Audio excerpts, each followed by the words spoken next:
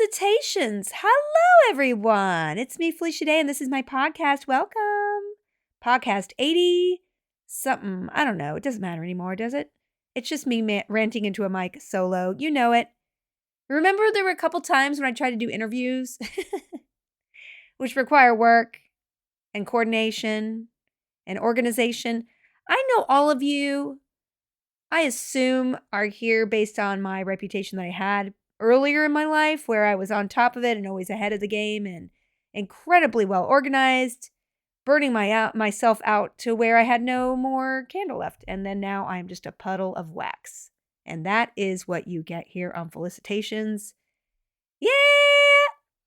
So excited to be here. I was telling my chat, because if you are a Geex member of Geex, which is a special area of my Discord channel where people participate and listen to weekly podcasts live, including this and the book club, which I also upload to this podcast feed, so you're not missing anything there. But we do a creativity hour and a talk with my brother, because nothing my brother and I say is probably legally or career-wise a good idea to upload. So if you ever want to hear those, you have to become a Geex member. All of the archives are on the Discord for download, and I apologize in advance if you listen.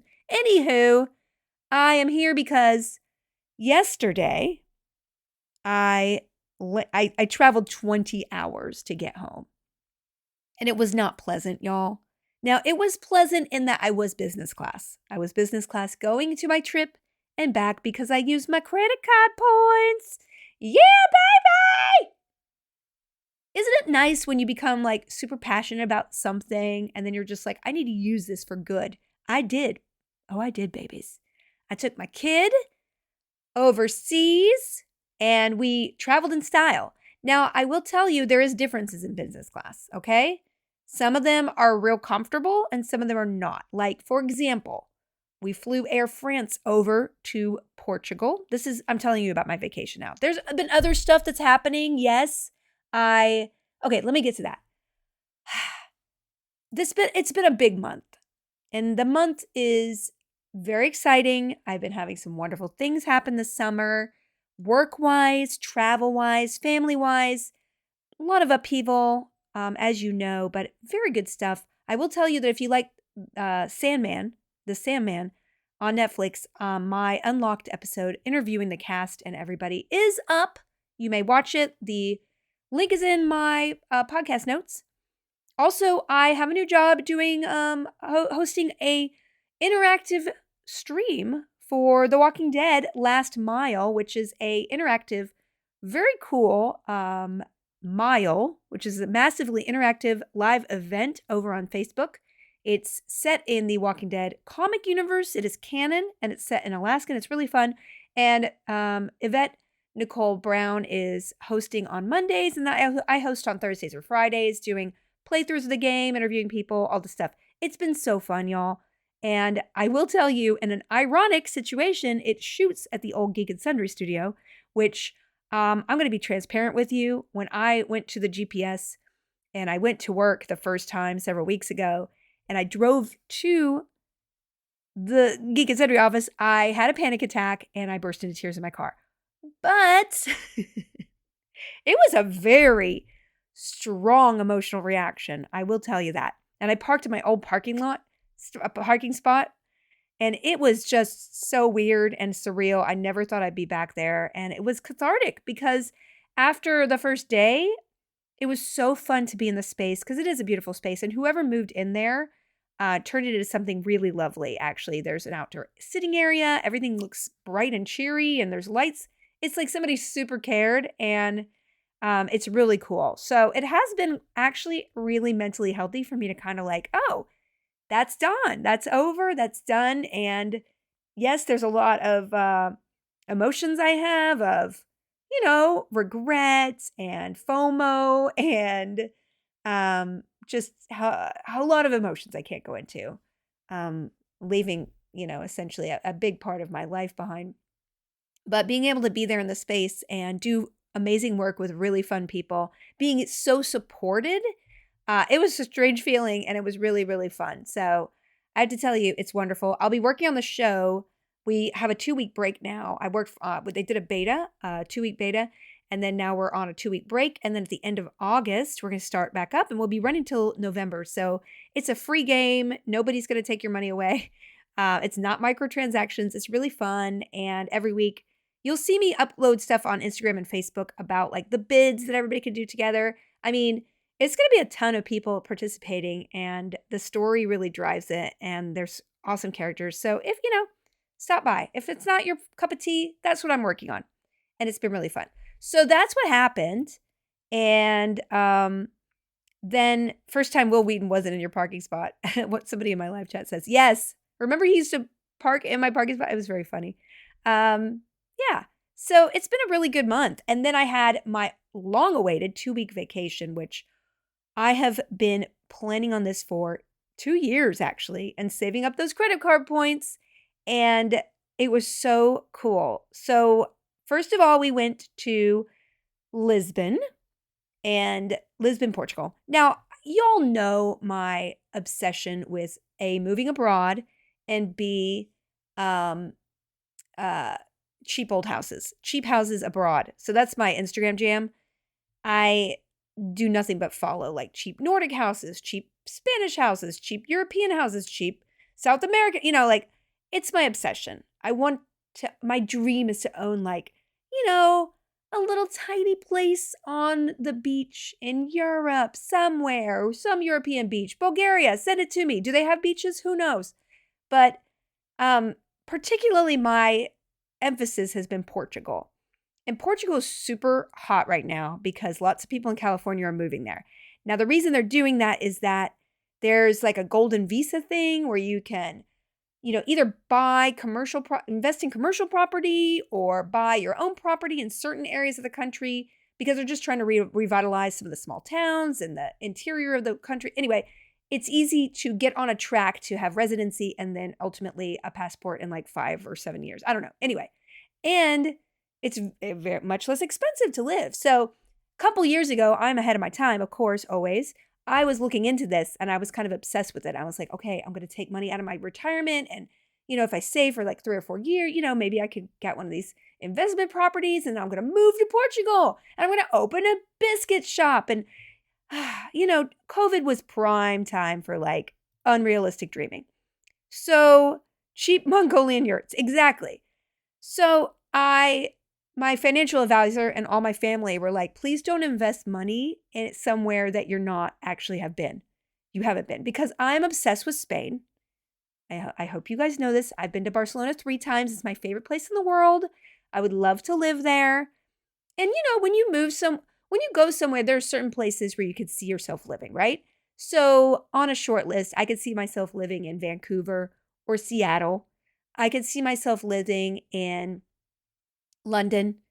I could see myself living in Barcelona and Sydney, Australia. Those are the places where I've landed and I'm like, oh, I could have a home here. Everything else is like, yeah, I can visit. That's awesome. So I was obsessed, and everybody I met were like, oh my God, Portugal.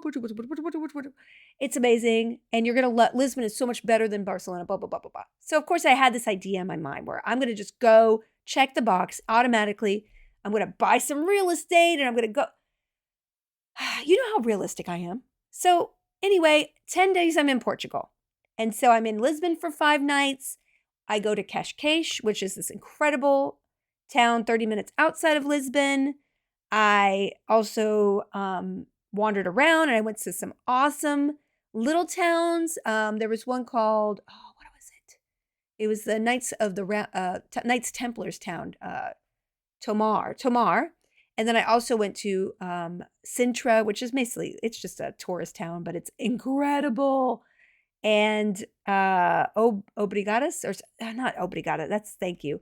Anyway, it was a town that starts with an O that's a medieval village that had a medieval festival 2 days before I was there, which was really, anyway. So,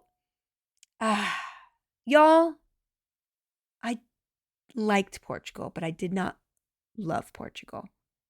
And I was trying my hardest.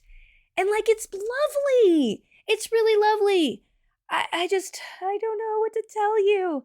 It just didn't click with me. it was a great vacation, but I definitely couldn't see myself living there. There's just something about the vibe. The food was good, but it didn't feel like home. Exactly. It didn't feel like home to me. And I wanted it to. And I know 3 or 4 people who are just literally moving there, and moving their families there, who are like digital nomads or like, I'm going to go for a year, and it did. Here's what I think it was, y'all. The landscape itself is so similar to Los Angeles and the Southern California. It is basically like a 1-to-1. Like it has the same kind of scrubby pines and the brown, it's kind of brownish. And I think for me, if I move and when I move, because I'm definitely going to move, I want some greenery. I want it to be cool. I can't live in like Stockholm, although there are some very cheap Swedish lake houses. You can buy a whole island in Norway for $134.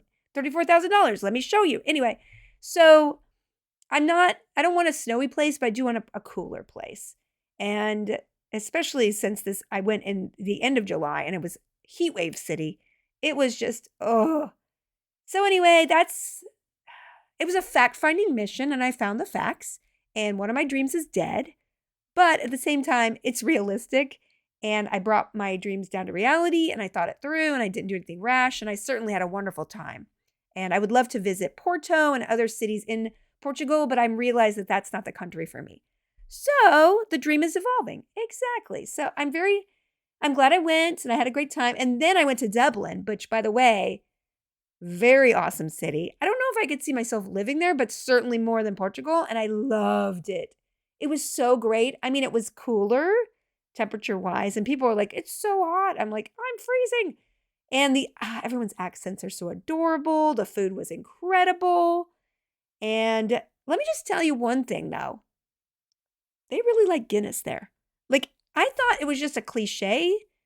There's Guinness everywhere. I honestly thought Guinness owned the government because the Guinness harp is the same harp that's outside the federal government buildings. I'm like, is Guinness owned by the state? Does Guinness own the state? What's going on here? Very weird. Anyway, I did not have any Guinness because I don't drink beer. I've had one sip of Guinness one time. Will Wheaton gave it to me, and I remember this distinctively at Origin, probably like 10 years ago at a con, and I will tell you, not for me. It's like drinking bread, but I don't like any beer, so, but I do think that in my experience, 4 days in Dublin, people do like their beer there, and it is 4 o'clock. I would say like it's beer o'clock somewhere. It's always beer o'clock in Dublin. So anyway, loved it. I kind of regretted not going a couple days early and driving around to see the green, the beautiful lakes and rivers and forests. But at the same time, there's no way I'm going to be driving on the other side of the road because that is just terrifying. So, it was great. I went to Dublin Comic Con, which was such an incredible con. If you are in the area, definitely attend.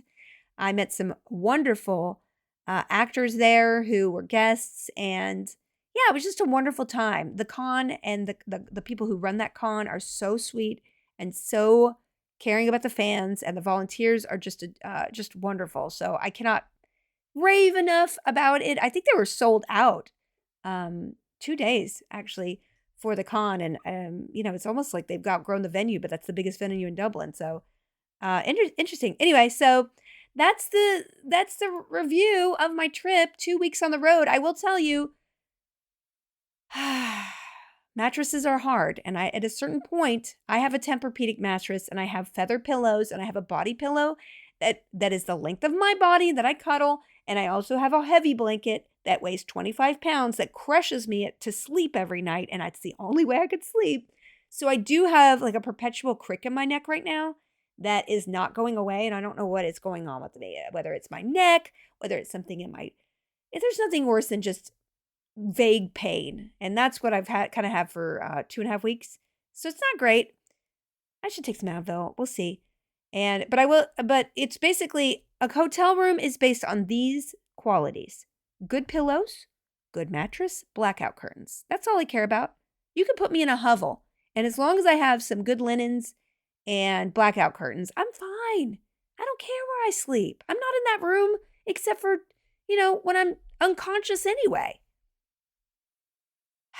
What else did I see? I mean, if you are in the mood to go to a beach town, Cascais is one of the coolest places. It is so beautiful. And there's this place called, I think it's Santini, that has gelato. They actually have a branch in Lisbon as well. I'm not joking when I say I had that ice cream twice a day for about 10 days. Surprisingly, I did gain weight on vacation. I don't know. It's so random. They have the best fruit ice cream I've ever had. I mean, I don't know if you could call it gelato. Well, it was fruit gelato. And oh my gosh, the passion fruit. I had passion fruit and coconut, and it was like I was, on the beach in it was just, oh, will you love pina coladas and getting caught in Cascais? That's what I loved. Oh, it was so good. So, yeah, it was really lovely. And Sintra is probably one of the coolest places I've ever been. We went to the Penna Palace, and I uploaded a video that I actually put effort into on my Instagram, showing a little bit of how awesome it was. And it's just, and at a certain point, I just embraced being a stupid tourist. So we went to the photo show, and I paid an exorbitant amount of money for tomato rice and waited 2 hours for someone to sing 4 songs. And I did the bus tour, and I did the Sintra thing, and I loved it. I would have gone to the wax museum. I tried to get on the Viking boat that looked so super tacky in Dublin, and they were sold out. Yeah, it was a bus boat. You get on the bus, and then it's a boat, and the boat goes in the water, so it's a bus boat. Yeah, so, yeah, there's nothing wrong with it. In fact, I'm going to embrace it every single time. I'm just going to go to the cliche. And especially with a 5-year-old, like hipster Felicia, who was not a mom, would have gone to all the underground places, would have stayed out until 3 every night, would have gone to, learned enough of the language to go to the mom and pop place that's an hour outside of town to get the best whatever. I got a 5-year-old, all right? I need playgrounds. I need the aquarium. I need food. I mean, my daughter does not eat. So she essentially survived on French fries and bread for 7 days. And then in Dublin, we just gave up and we went and got tacos every night. And I will not say that they are authentic burritos/tacos in Dublin, but pretty tasty, especially for a kid who has very neutral palate. So authentic Irish burritos. I didn't get her. She doesn't eat meat. She doesn't eat cheese. She doesn't eat anything with strong flavors. The only thing, so anywhere, now I've decided, essentially anywhere we go, it has to have beans and rice and tortillas, or they have to have rice and edamame and miso soup. That is all my child will eat. So so basically I went to 2 countries and I enjoyed their cuisine and I gave my kid just pouches and Pringles when I went to the restaurants that I wanted to go to. And then on the off nights, I went to whatever Japanese, or she won't even eat pizza, y'all. She will not eat pizza because she won't eat pizza unless she went to this place called Pizza Express, and there was one open in LA. And they have pink sauce. They mixed Alfredo sauce with red sauce. And she will not eat any sauce but this pink sauce. So I have to, if we make a pizza at home, I have to get red sauce and mix cream in it, or get some like canned Alfredo sauce and mix them together. She will not eat any cheese or anything on it except black olives. And they have to be canned black olives. So that's not good for traveling. And so I have to, it's right, David, who's in the chat right now, that it will narrow down where I can live eventually. So I could go to Japan, and I could go to, now the funny thing is that I thought Portugal would have more beans. There was one place that had a bean stew that unfortunately had shrimp in it and she wouldn't touch it. But I think I might have to go to South or Central America. So who knows? Who knows? So that kind of was it. And of course, I'm like, you need some calcium. So that's why I'm taking her to gelato every day. It was for her health, y'all. It was for your health. Now, I also sampled pastéis de nata, which are the custard tarts. And I will, listen, Portugal excels at these things. They really know how to do some pastries, especially super sweet ones. Whereas in Dublin, the best thing I ate were scones and a Victorian sponge cake that was probably the best cake I've ever had in my life. I think it's called Queen of Tarts Bakery, and I did a little video from there. Essentially, I just want to be a food travel a person, and I know I'm a little probably too old to switch my into that area right now, especially since my child, I do have her, and she will not experiment with any food. But one day. Welcome to anybody who's new here. I'm talking to you, Garuda. Yep. So Portugal was food and tiles. Oh, they had beautiful tiles everywhere. They did have beautiful tiles. You know, I can't say anything bad about Portugal. And it makes me upset. You know how everybody's like, oh, Breaking Bad, or like, they're like, get into this band, and you're just like listening, and you're really trying, and you're like, this isn't for me. I mean, sometimes I think I was overhyped. I was overhyped because everybody was like, well, when you compare something to Barcelona, for me, that is the best thing in the world. Like, I've been there, like I said, I've been there 3 times, and it is truly my favorite place in the world. I walk those streets and I picture myself there one day. And that's why my kid's she's going to learn Spanish, even though they speak Catalan there. But, what do you do? I'm getting as close to it as I can. I built it up too much, and my dreams were too inflated, and typical Felicia fashion, I jumped headfirst, and it was good. I wish I had been really underserved. Like, people had been like, ugh, Portugal. And then I would have been super. Also, I couldn't go to any of the restaurants that I really, really wanted to, because there were some, like Michelin star restaurants, and y'all know how much I like to eat. I think I've talked about it just in the last 10 minutes. But unfortunately, I looked at the menus and I couldn't really go there. I went to good restaurants. I mean, I certainly didn't have bad meals, but I couldn't go to the ones where, they do a squirt of like foam and they're like, hey, here's your meal. And it's like, woo, I love it. No, they would, when I would ask them for, if I would have going to ask them for white rice and bread, they would look at me like I just spit on the floor. Right. So yeah. I have nothing else to talk about. It's been that. I'm going to Emerald City Comic-Con, I believe, unless I have a job that is up in the air now, but I think I'm going to be able to go. And then I have Salt Lake City in September. So not very many cons.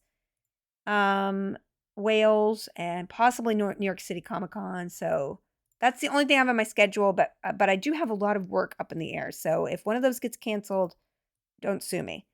But it's good. It's good to have work and to be, I have to tell you, and I've said that phrase a lot today, but that's my new thing. I missed being around other people. I missed working with other people. And for 2 years, I've been doing, I kind of was very withdrawing into myself for the last 5 years anyway. Kind of like, after I left my company, it was very traumatizing. And I kind of just withdrew into myself a lot. And then COVID kind of reinforced that in a great way. But I started doing all these things on my own and really burning myself out with no help. And just even doing the Walking Dead videos and people actually holding a camera for me. And I'm like, look, guys, I have the rest of my body because I've been doing selfie videos for years. It's just such a relief. And it's so exciting to have somebody have a good idea and kind of be like, oh, yeah, let's go with it. I am recording something next week that I've been working for. It's a Geex project, actually. It's a scripted podcast, and we're finally recording. And then I have another project I've worked on for 4 years that we're finally going to do in October. And I have a phone call for my graphic novel in a couple weeks. So to try to get that moving with artists. And so there are things in process that I'm so excited about where other people are helping me. And it's such a relief. And it's just nice to be on set with other people. So I think once I'm over the hump of this month, I'm going to, try to get out there and do some acting. Just talking to actors at Dublin Comic Con, I was just inspired. I was like, I'd love to be on set with someone. I'd love to be acting. And that is the first time I felt like that in a couple years. And I my friend Tom Lank told me, he's like, his therapist told him, hey, sometimes you just need to lie fallow for a while in order to kind of come back and be excited about something. And I really feel like that's happening to me right now. Now, I will tell you, I'm sure that some of you who listen to this Ranting Gravy podcast would remember that I have been experimenting with other mental health drugs to help me with my PMDD. and my anxiety. And it's been absolutely horrible experience trying to experiment with other drugs. I finally went back on my Lexapro, and I have to tell you, it is the best thing I've ever been on. I'm so happy. It has been the best 3 weeks of my life, mainly because I have slept unaided every night since the third night I switched back. So, and I didn't have radical PMS, like my mood has been super stable and I've been sleeping. And the only reason I was able to do videos when I was on my vacation was because I felt the impulse to do videos, whether it was because of my sleep or maybe because my mood was being regulated. Who knows? All I know is that I have creative inspiration again. And it has been since May that I felt that. And I'm so happy.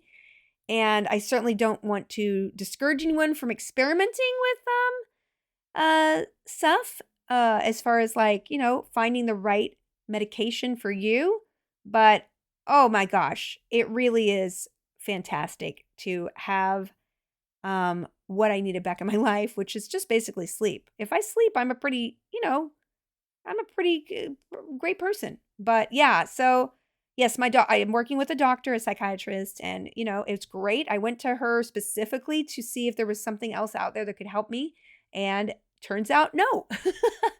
There might be, but I tried 2 drugs and they disrupted my sleep to the point where I was just not functioning, and I kind of shut down creatively, and it was very, very upsetting for me. And now the only thing that's back is my jaw grinding. So I don't know if you follow Ann Wheaton on Twitter, but she got Botox for her jaw, and she said that it's like night and day now. She doesn't have the neck tension. She doesn't have the jaw tension. So I'm going to just try that. I'm going to try that in the next couple of weeks to try to get that done, because I'm wondering if maybe my neck pain is associated with kind of going back to jaw grinding. But it is absolutely a side effect of SSRIs. If you are on one and have that side effect, talk to your doctor. But the trade-off is very, very easy for me. I don't feel anxious all the time. I can sleep when I wake up in the middle of the night. I can go back to sleep because I'm not anxious. And I can yeah, I could function, and I could gently gum my food. Exactly. So it's just involuntary, and I'm on a higher dose than I was before, and I'm, a little bit higher dose, but the lower dose wasn't really working because I was having super vivid dreams. So whatever side effects I was trying to get away from on this medication, they're back, but 100% worth the trade-off, because emotionally I feel ready to work. I feel motivated. I can multitask again. I could sleep, and I'm not dreading going to sleep at night because I can't either get to sleep, or I'll wake up 4 hours later and I can't get back to sleep because I'm so anxious. So yeah, I do use a mouth guard, but I literally have eaten through the back of it. So it is some hardcore grinding, and we'll figure it out. So that's my life. I can't tell you anything that is that exciting about things I've consumed, because it has been such a busy month. I have still been playing Vampire Survivors, although I think I'm kind of over it, although they did release some new achievements. They won't let me quit. So I don't know if I'm going to be playing that again. I do need to play Elden Ring 4-player, and I just got a code for a game called Plate Up that looks really fun. So my streams will be back. I will tell you that they're going to be a little erratic, but I'm going to try my very best to get back to my schedule, which was Monday afternoons, Friday nights, Sunday nights. But, it's going to be on a weekly basis, whether I can make them. So definitely check my Discord. And as always, my wonderful mod Rocket Soup always uploads those to YouTube if you miss one. But yeah, it's going to be what it is, because, like I said, I have jobs and I have wonderful obligations and things. It's going to be a little more erratic. I think my favorite stream is my Friday night stream, because it really takes the week and it ends it in a beautiful way. And I did like my Sundays because I used to play with my friends. So look for those to come back. My kid is now starting kindergarten next week, so that is another factor. She goes, I don't know. So just look for times to shift and things like that. But Friday and Sunday nights are always, I'm going to try to aim for. And I would love to get that Monday afternoon in again. It might have to push earlier. So anyway, stay tuned. For books, we read The Witch's Heart by Genevieve Gornichek, and we have that Geex recording up on the podcast feed. Next month is August. For August is Finlay, Donovan is Killing It by Elle Cosimano. And it's supposed to be really funny and quick read. And I'm very excited to dig into it. I did not read it while I was on vacation. I read instead, I decided because Lord of the Rings is coming, the Rings of Power are coming out, I decided to read a Tolkien book that I've never read before. And I read Beren and Luthien, which is really interesting because it's kind of compiled by his son. Some of the lore is in the Silmarillion. Did I say that right? Probably not. The thing about Lord of the Rings is that I don't want to say anything out loud because I know I'm going to say it wrong. But at the end of the day, you guys, I know a Tolkien fan is going to, correct me. Anyway, so I read that book, and it's a beautiful love story. It's so, and what's really interesting about the book itself is that it really is a research book almost. So you could see kind of how his son researched and put together the information and the different versions of this that he wrote. And you could see the evolvement of the artist. And it just made me want to read everything again, which I might start doing. I picked that up just because I needed something a little bit dry, but it turned out to be not emotionally involving, but it was so beautiful that I was like, I'm really enjoying myself. That's kind of the only thing I read. I mean, I was so tired all the time, and it was really I need to get back into all of it. So I also have an audiobook that I read called The Honey Trap by Patrick Duncan. And if you guys want to read it, it is a thriller, and it is a little not on brand for me in that it has a lot of edgy stuff. So if you have triggers in your if you have things that trigger you and violence, crime and all that stuff, it might not be your cup of tea, but it is really, really fun. And it's me and another audiobook reader called Sean Durger. His name is Sean Durger. He's so good. And he plays the bad guy and I play the good guy.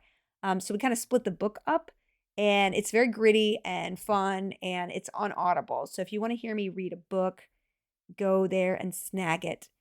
And that's it. So yeah, hopefully I will be watching TV this month. Unfortunately, I did not watch a lot.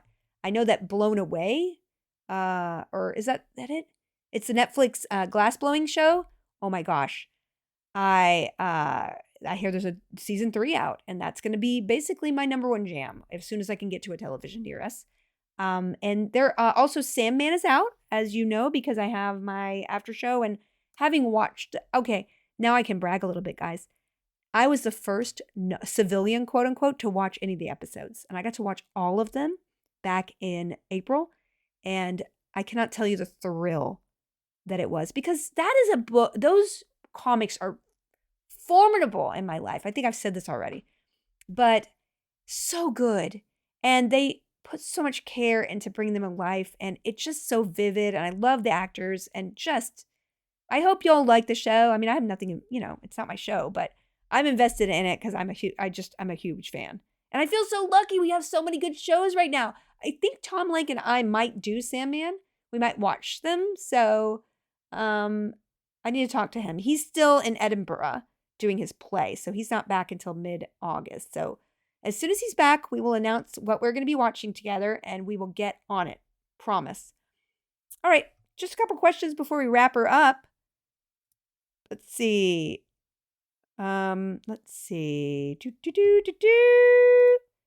Lucifer asks, when do you say no to a job or role because you feel it's inappropriate, such as the one you turned down in the treat recently? Do people ever ask you for feedback why you feel thing isn't for you, or they just move on without finding out why people say no? Okay, so this is referring to a tweet that asked me, that I tweeted a couple weeks ago, asking me to promote a new scripted series about video gamers, and there's no woman on the poster. Hard pass. That is my tweet.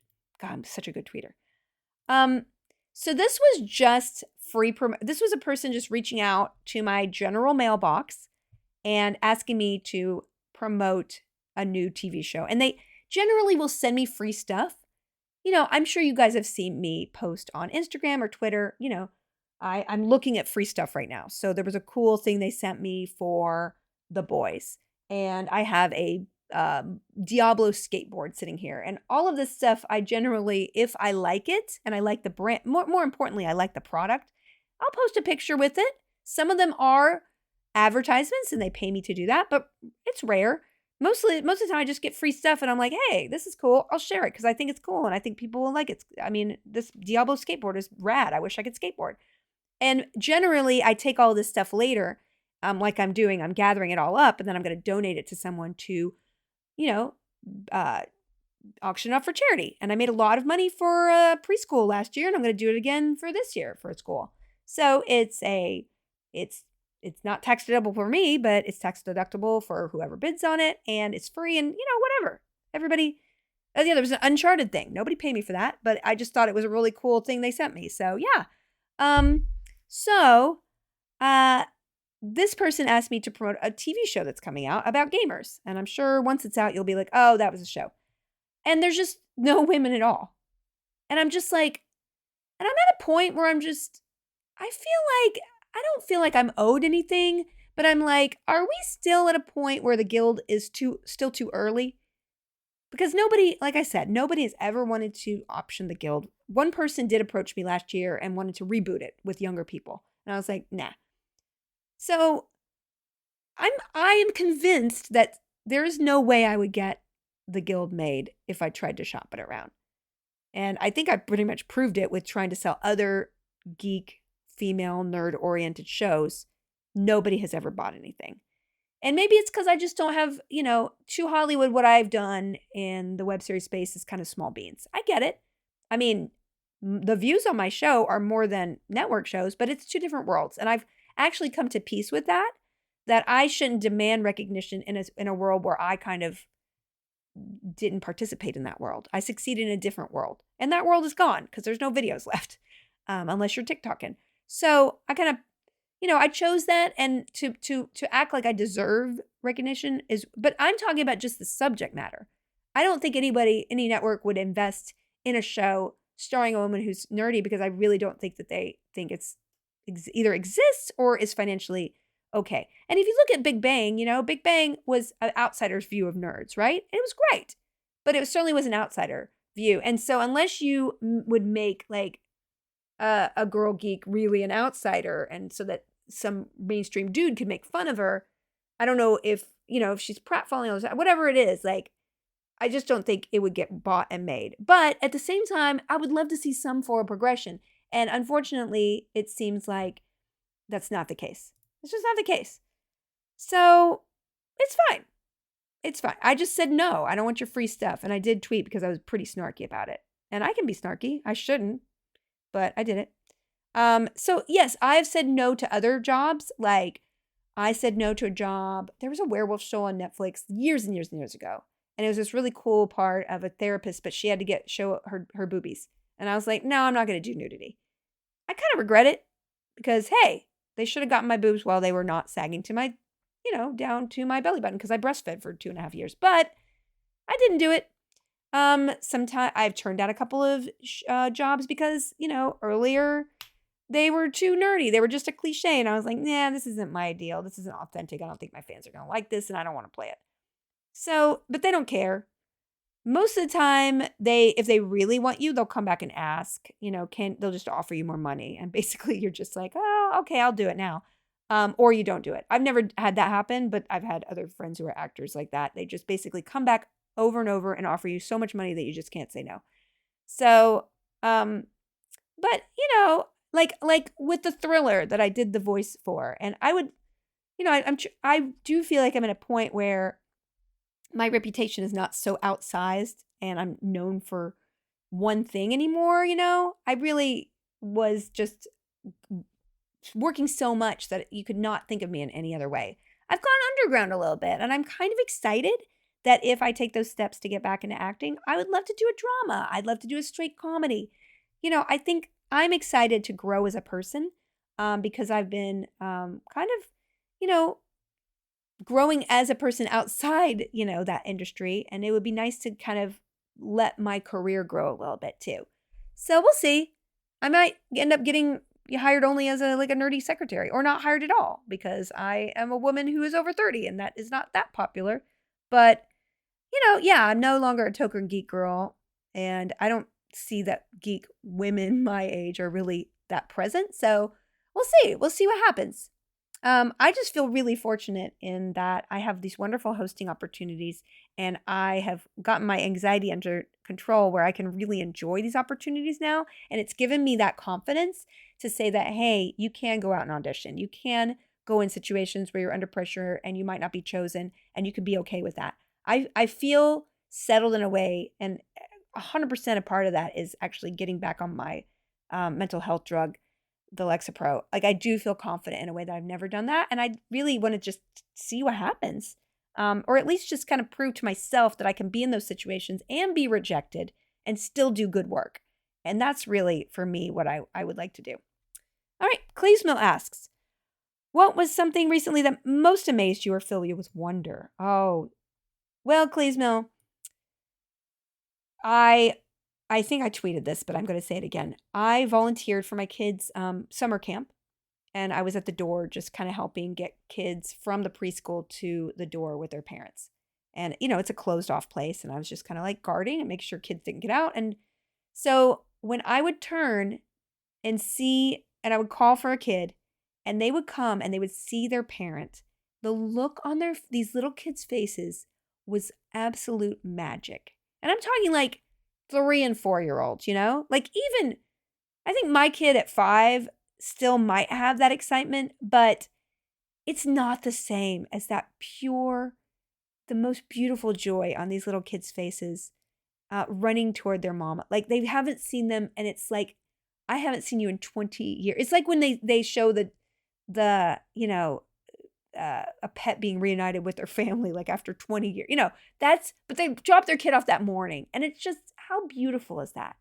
Every child is so beautiful. And, you just see that and you realize we're taught not to love ourselves. We're taught not to be creative. We're taught to hate somebody for their outsides. We're taught the things that make us inhibited and not in touch with pure love of our parents. And sometimes we're taught it by our parents. Most often we are taught it by our parents, right? And so that's what makes me so sad. And it makes me feel that parenting is so much more important.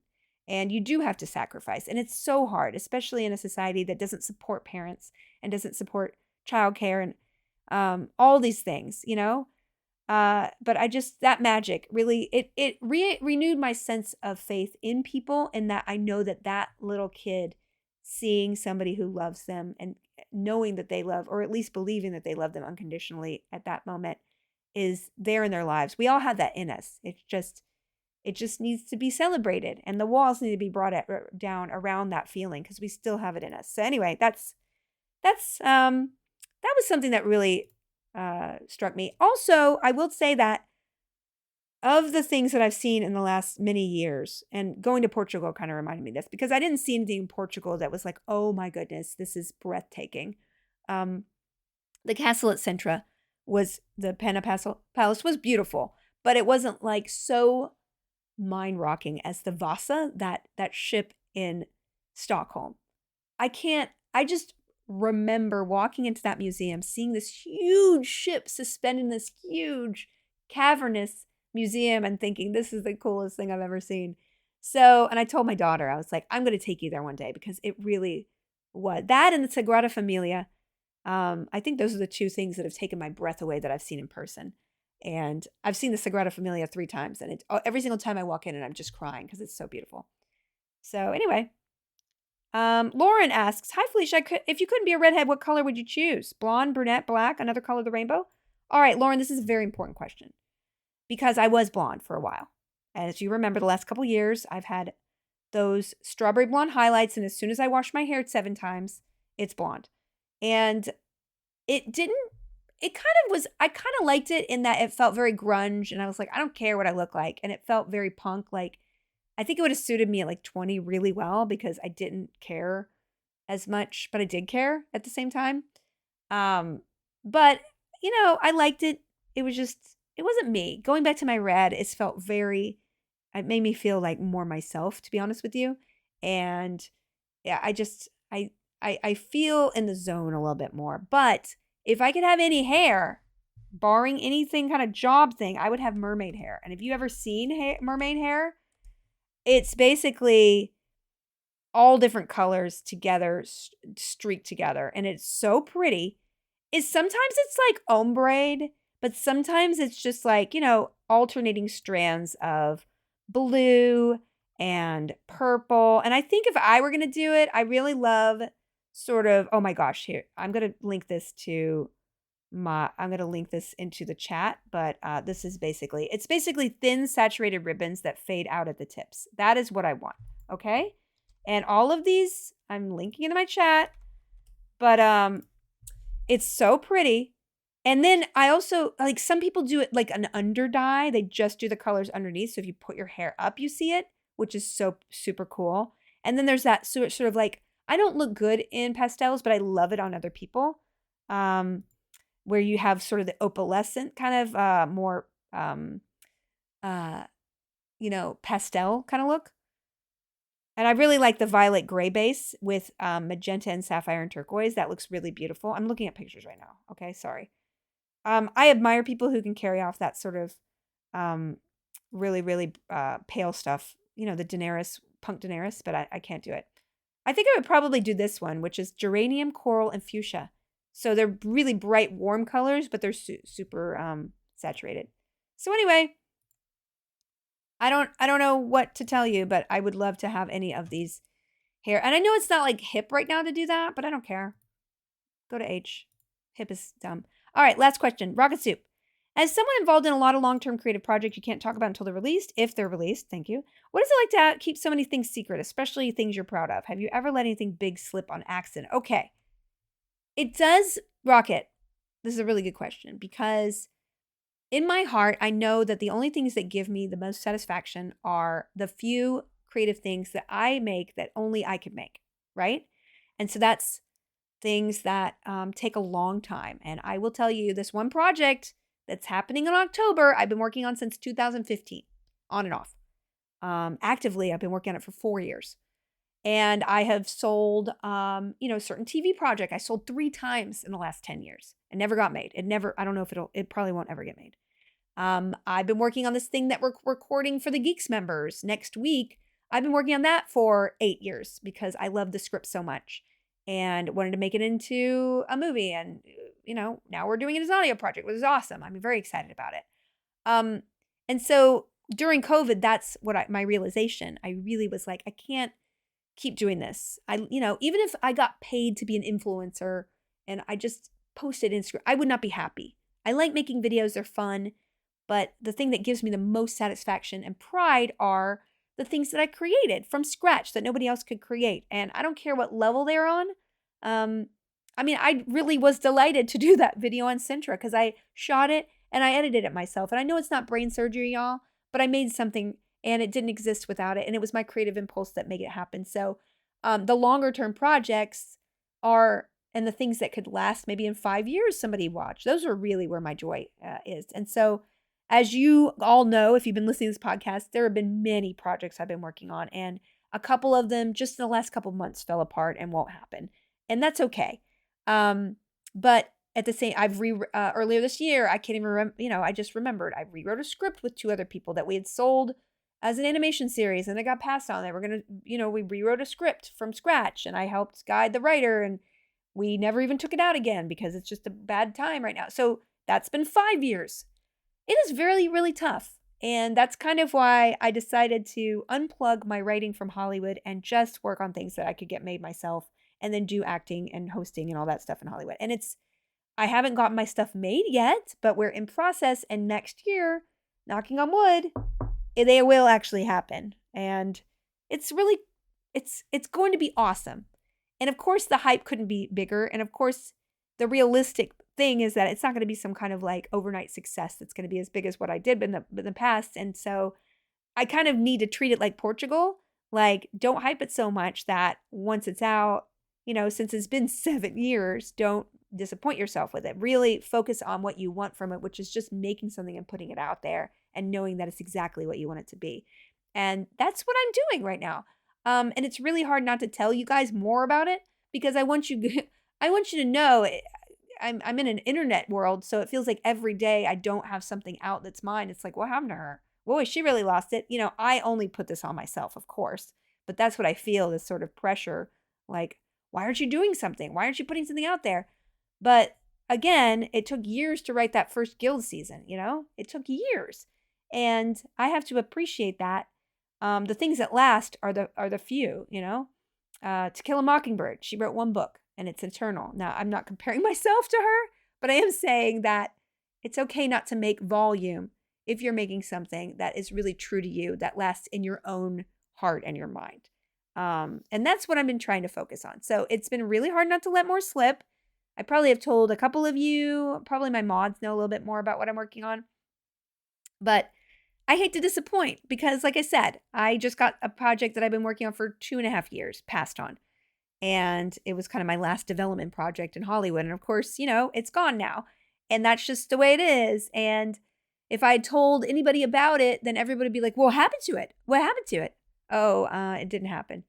And then especially people outside the Hollywood bubble would be like, wow, that's disappointing. But that's just how it is. So to not let it slip is very hard. And I've never slipped up.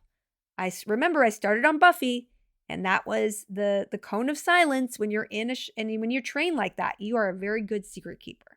So as much hot goss as I'd like to drop on you, much tea as I'd like to sip into your ear, I can't tell you. Can't do it. But when it's out, you'll know about it. Maybe. Who knows if it gets made.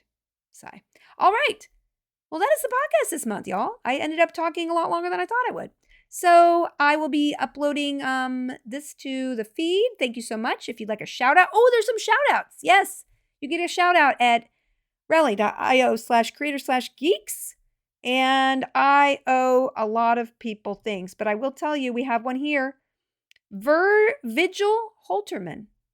We love your podcasts. Oh, thank you, Vigil. Appreciate you. Thank you so much for the shout out. And we have a couple here. We have a Cleves Mill. Like gelato, felicitations has the perfect blend of ingredients to make it rich, delightful, treat to savor and enjoy, artisanal in its design and creation with a new flavor to enjoy every month. Can't wait to dig into this month's Less Than 3 Cleves Mill. Thank you, Cleves Mill. I appreciate you a lot. And the second one is Random Dude. Greetings. Just wanted to drop a line to say hi and to support the podcast, of course. Been a fan since I heard the first one. It's always a delight. Thank you for your efforts in being you. Well, thank you, Random Dude. I appreciate you too. Thank you for getting those shout outs. If you, listener, want to get a shout out, it's probably about 4 cents at this point. Oh. No, it's, I think it's, I don't know what it is. Anyway, if you want one, go to the podcast. Crypto's having, the whole new Web 3.0 is having a hard time of it right now. Probably deservedly, because a lot of it is not legit. A lot of it is hype and not legal and all that stuff. So I'm glad to see all that going away, but it's affecting everything in a way. But you know what I'm still doing? I am still here just doing Geeks chats. And I really appreciate you guys being part of the community and all of it. Okay. Well, I will see you guys next month. And if you are a Geeks member, I will see you next week. We'll be doing a hangout. All right. Thanks a lot. Bye.